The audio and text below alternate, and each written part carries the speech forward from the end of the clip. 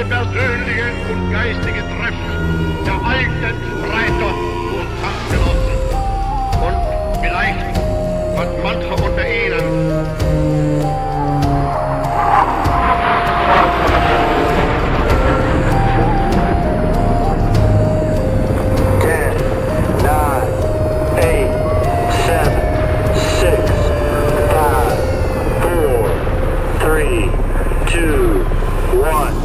Bienvenidos a Archivos del Tiempo Podcast.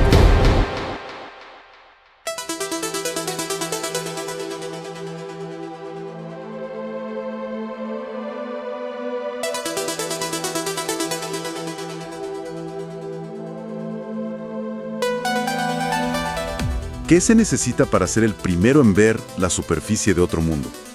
Y no me refiero a verlo desde lejos, con un telescopio, sino a estar ahí, a sentir el suelo bajo tus pies, o bueno, bajo los pies de tu sonda en este caso. Es una pregunta increíble, ¿no? Y es la pregunta que obsesionó a toda una generación de ingenieros y de científicos. Y la respuesta es una mezcla de genialidad, muchísima perseverancia y una pizca de fuerza bruta. Hoy vamos a explorar precisamente esa historia. Nos vamos a sumergir en la misión soviética Luna 9. El 3 de febrero de 1966, en plena Guerra Fría, una pequeña cápsula logró algo que parecía, imposible. El primer alunizaje suave de la historia y envió las primeras fotos desde la superficie de la Luna. Y para este análisis, tenemos una pila de fuentes fascinantes. Hay informes técnicos de la NASA, documentos de inteligencia de Estados Unidos recién desclasificados, que espiaban cada movimiento soviético, claro. Y también varios textos que narran todo el drama detrás de escena. Exacto. La misión es entender no solo el logro técnico, sino todo el juego de espionaje y la presión política que lo rodearon.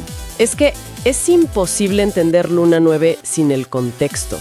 Estamos en el punto más álgido de la carrera espacial. Cada lanzamiento era un evento global, seguido con una mezcla de, asombro y ansiedad. Y la Unión Soviética venía de una racha impresionante, ¿no? Impresionante. El primer satélite, Sputnik. El primer ser humano en el espacio, Yuri Gagarin. Así que Luna 9 no era solo ciencia, era una declaración de poderío tecnológico. Era decir, nosotros también podemos llegar y quedarnos. Y llegar era una cosa, pero quedarse, posarse suavemente, era un desafío completamente distinto. Para entender el éxito de Luna 9, creo que primero hay que hablar de la increíble cantidad de fracasos que hubo antes. Absolutamente. No fue para nada un camino de rosas. Hubo 11 intentos fallidos en el programa Luna antes de este éxito. 11. 11. Es que es un montón. Misiones que simplemente pasaron de largo de la Luna, como fue Luna 6. Otras que perdieron el control y se estrellaron pero violentamente, como Luna 7. Incluso una, la Luna 8, que casi lo logra. Pero su sistema de aterrizaje, que era básicamente una bolsa de aire gigante, se pinchó en el último momento y... Y adiós misión. Otro cráter más en la Luna, cortesía del programa espacial soviético. Exacto. Y esa seguidilla de fracasos nos lleva al diseño de Luna 9, que era realmente ingenioso, casi brutal en su simplicidad. Sí, la nave en esencia eran dos partes. El autobús de descenso y la pequeña esfera que era la que realmente aterrizaba, ¿cierto? Precisamente. El autobús hacía todo el trabajo pesado. Disparaba sus retrocohetes para frenar la caída hasta estar a solo 5 metros de la superficie. 5 metros, nada. Y justo en el último segundo, un sensor de contacto, que era básicamente una varilla que tocaba el suelo primero, activaba la eyección. O sea, la nave principal se sacrificaba y salía disparada la cápsula. Así sin más. Así sin más. La cápsula esférica de 99 kilos salía eyectada y la nave principal se estrellaba a un lado. Pero la cápsula estaba envuelta en una bolsa de aire, colosal. Esto le permitía golpear el suelo a más de 50 kilómetros por hora. ¿50 kilómetros por hora? Sí. Rebotar varias veces como una pelota de goma y, con suerte, quedar de una pieza. Me lo imagino. Y es una locura. Es como lanzar un huevo adentro de una pelota de playa desde un 5º piso y cruzar los dedos para que no se rompa. Es una analogía perfecta. Y lo más increíble es que funcionó.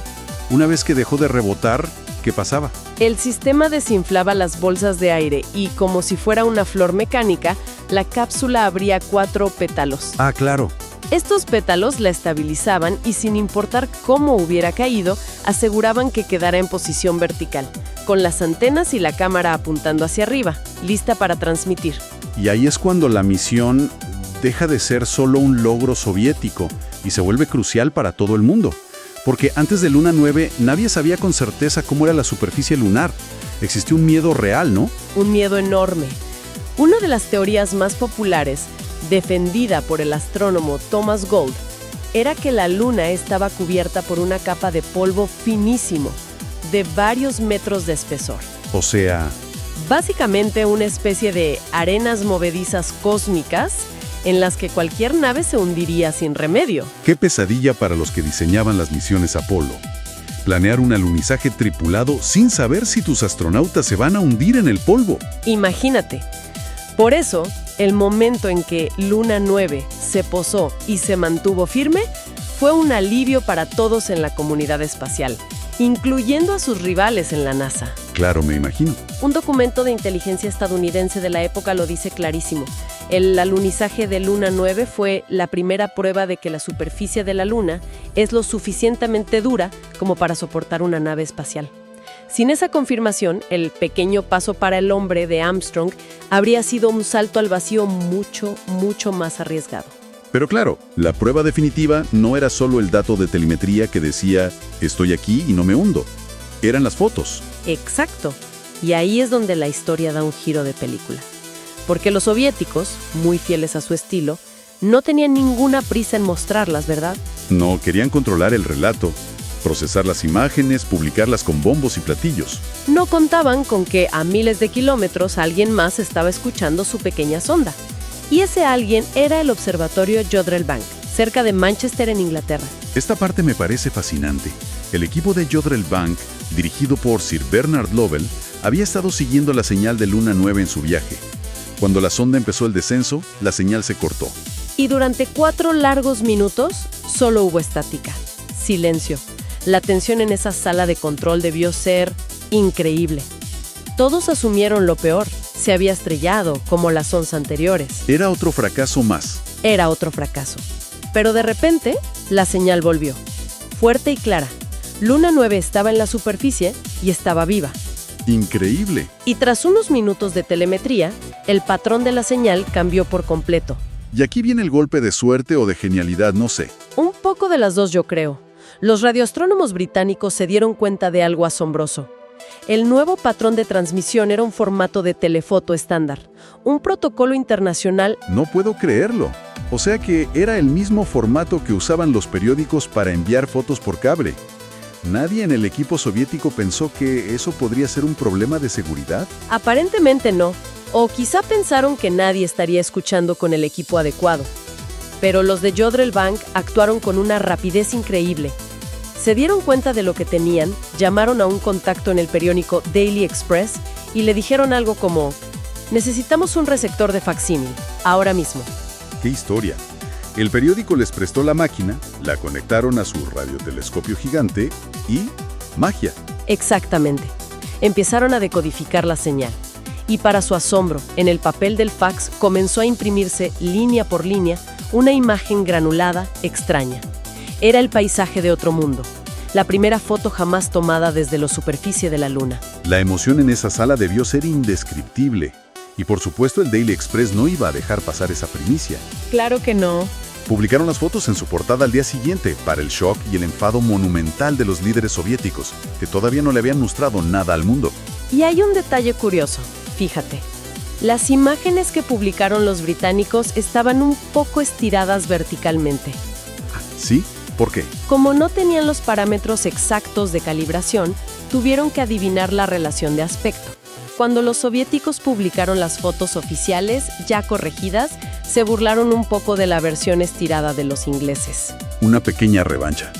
Pero la noticia ya había dado la vuelta al mundo. Es que este episodio te muestra perfecto el choque de dos mundos. Por un lado, el secretismo total del programa soviético. Total. Y por el otro, la cultura mucho más abierta de Occidente, donde si descubres algo, corres a contárselo a un periódico. Totalmente. Un documento desclasificado de la CIA lo describe con un tono casi divertido. Dicen que los soviéticos, procesando las imágenes a su propio ritmo, fueron primiciados y se quejaron. Buenísimo. Pero más allá de la anécdota, esto demuestra cómo la ciencia en su búsqueda de conocimiento a veces opera por encima de las barreras políticas. El universo estaba hablando y Jodrell Bank se aseguró de que todo el mundo escuchara. Entonces, con este éxito rotundo y los anteriores, la gran pregunta es, ¿cómo es que la Unión Soviética perdió la carrera por llevar un hombre a la Luna? Tenían la delantera en casi todo hasta ese momento. Esa es la pregunta del millón. Y las fuentes apuntan a una combinación de factores. Recordemos el contexto. Kennedy lanza su famoso discurso en 1961, comprometiendo a Estados Unidos a llegar a la Luna antes de que acabara la década. Fue una apuesta política enorme, arriesgadísima. ¿Y los soviéticos? ¿Cuál fue su reacción oficial? Pues, a pesar de sus éxitos, fueron mucho más cautelosos. Las fuentes indican que no se comprometieron formalmente con un alunizaje tripulado hasta agosto de 1964. Más de 3 años después que los estadounidenses. Exacto. Había dudas internas. Entonces, ¿qué salió mal? Si tenían la tecnología y la experiencia. Uno de los mayores problemas era organizativo. No tenían una agencia centralizada como la NASA. El programa espacial soviético era un campo de batalla entre diferentes oficinas de diseño, cada una con un ingeniero jefe que era casi un señor feudal. La rivalidad entre Sergei Korolev, el genio detrás de Sputnik y Gagarin, y otros diseñadores como Vladimir Chelomey, era feroz. O sea, en lugar de colaborar, competían entre ellos por recursos y por el favor del Kremlin. Eso debió ser un desperdicio de energía y de dinero, un desperdicio enorme. Y luego está el problema técnico clave, el cohete. Para ir a la Luna con una misión tripulada necesitaban un cohete gigantesco, su versión del Saturno B. Ese cohete era el N-1, y el N-1 fue un fracaso catastrófico. ¿Qué tan catastrófico? Los 4 lanzamientos de prueba del N-1 terminaron en explosiones espectaculares. Una de ellas fue la explosión no nuclear más grande de la historia de la humanidad hasta ese momento.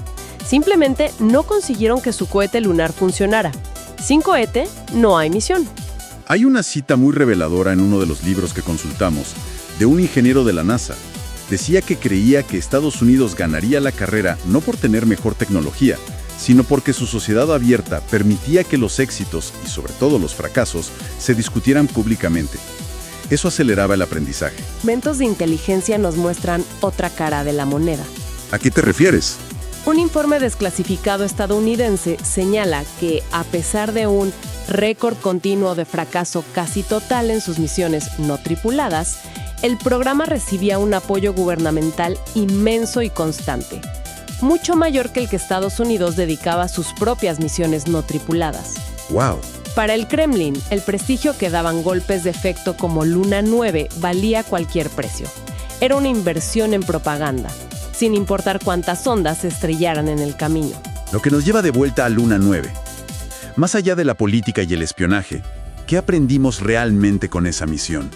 ¿Cuál es su legado científico? El legado es fundamental.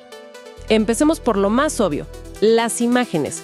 Por primera vez, vimos la Luna no como un disco blanco en el cielo, sino como un lugar, un paisaje real. ¿Y qué se veía en esas primeras panorámicas? Un paisaje desolado, cubierto de rocas de distintos tamaños, algunas pequeñas, otras más grandes, y un horizonte sorprendentemente cercano, a solo 1.4 kilómetros de distancia. ¡Qué cerca! Sí, la curvatura de la pequeña colina donde aterrizó hacía que el horizonte se viera muy próximo. Fue nuestra primera selfie planetaria, por así decirlo. Luego está el tema del suelo. Ya dijimos que confirmó que era sólido, pero ¿se supo algo más sobre su composición?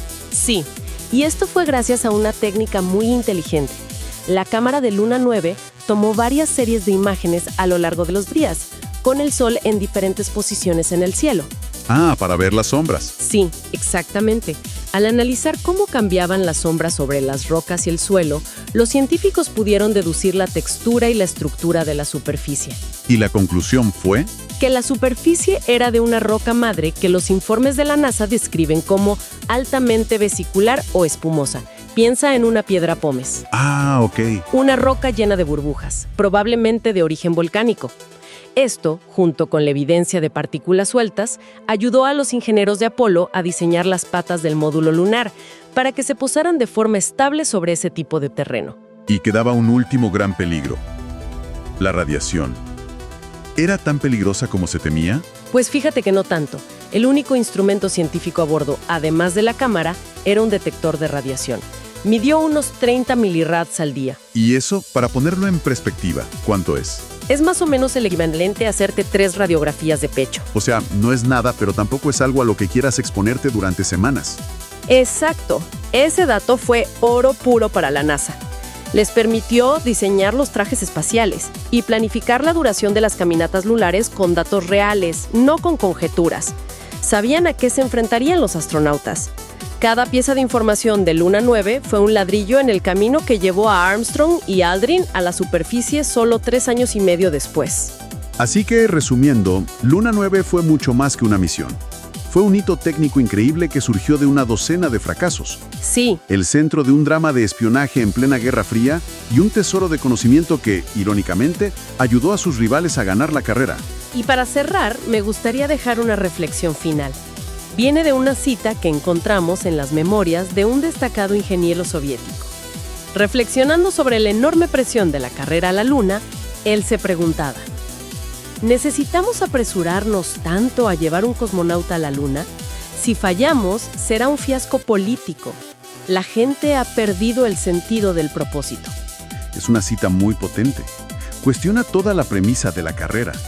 Y nos lleva a una pregunta que sigue siendo muy relevante hoy, ahora que volvemos a mirar hacia la Luna y Marte. ¿Hasta qué punto la competencia política, la carrera por el prestigio nacional, acelera o distorsiona el progreso científico? ¿Se logran los mayores avances cuando las naciones compiten ferozmente por ser las primeras? ¿O cuando colaboran por un objetivo común más grande? Es una idea para reflexionar. El viaje por la historia nunca termina. Solo espera el próximo destino. Nos reencontramos pronto.